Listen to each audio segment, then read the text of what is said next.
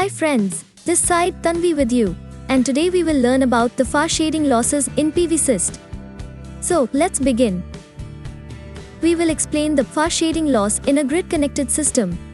And for simplicity, we are selecting an example site which is available in every version of Pvsyst as default, so that it'll help you to understand easily without creating any new projects for this explanation tutorial. So click on the project design, and then the first option on right side there is grid connected button. Click on it. And here it is, the entire project design window.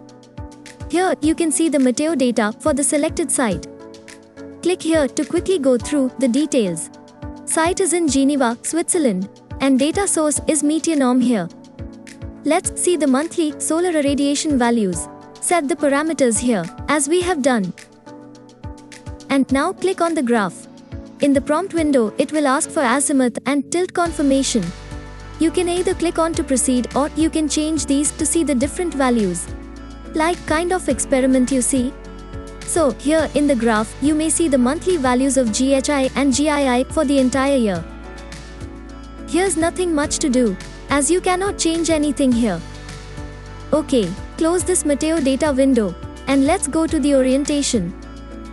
Here, the type of installation is fixed tilt type and the tilt is set at 25 degrees. Whereas the azimuth is 20 degrees clockwise from true south. On the left bottom corner, keep it unchanged as yearly irradiation yield.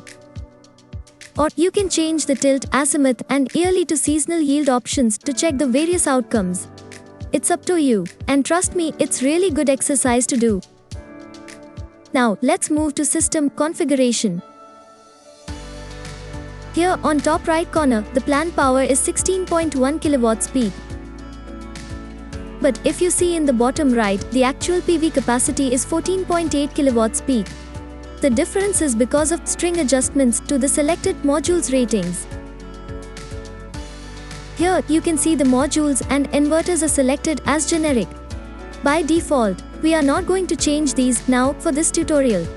We'll explain the selection process of modules and inverters in our other tutorials dedicated for these parameters only. The quantities of modules and inverters are always calculated based on the desired or planned PV capacity that you can enter in the top right corner of this window. Here in our case, based on the desired capacity, the numbers of PV modules, inverters and even the string configurations have been generated automatically by Pvsyst program. Okay, without changing anything here and keep them as it is, click on the cancel button below of this window.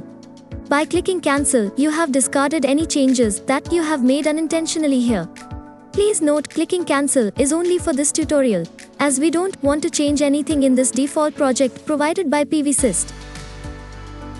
Okay, now in the project design window, click on this option here, the horizon. Once you click, a new window like this will open. Here already the horizon profile created as preset, which we suppose came from the Meteornom file. In the graph at the right side, you can see a chart-like representation, where on the y-axis, solar altitude angle or solar height plotted, and in x-axis, there is solar azimuth angles. Each of the curved lines are representing the solar equinoxes and solstices days throughout the year, and spread over the solar hours of that particular area in hourly intervals. The topmost line is for the 21st of June, and the bottom curved line is for the 21st of December, the shortest day in a year. Now, you may have observed that a strong bold irregular red line at the bottom of the graph. This irregular line is representing the horizon line, and the area beneath it is the horizon, which creates far shading on solar array on the given hour, sun height and sun azimuth. Also, if you have the solar azimuth and sun altitude or height angle data with you for a particular day, say the 21st of December, like we have already shown the method in our previous videos, you can use them here to create the horizon profile. Another thing to note here, that on the bold irregular red line, you can see a number of red dots. This means you can drag and change the position in the chart itself. But we don't recommend this if you are not very certain about the sun angle details. So it's better not to change anything here. And now, hit the cancel button. Then in design window, click run simulation. Now click Save as new simulation variant, and open the report. Save the report as PDF, with file name as Pvsyst Fast Shading Loss version 01. This naming is for our ease only. You can use any relevant naming at your convenience. Open the report in any PDF viewer, and scroll to the last page where is the loss diagram. Here, you see the fast shading loss is 1% annually. So, the loss is not too big nor too less. I think we can design a system with considering this much of fast shading loss in annual energy production. It's very easy, right? Thanks for watching till the end. In our next video, we'll demonstrate how to import horizon profile from Meteornom into Pvsyst.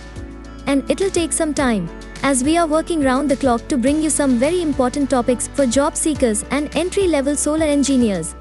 Please subscribe to our channel and click the bell icon for more updates and new videos coming every week.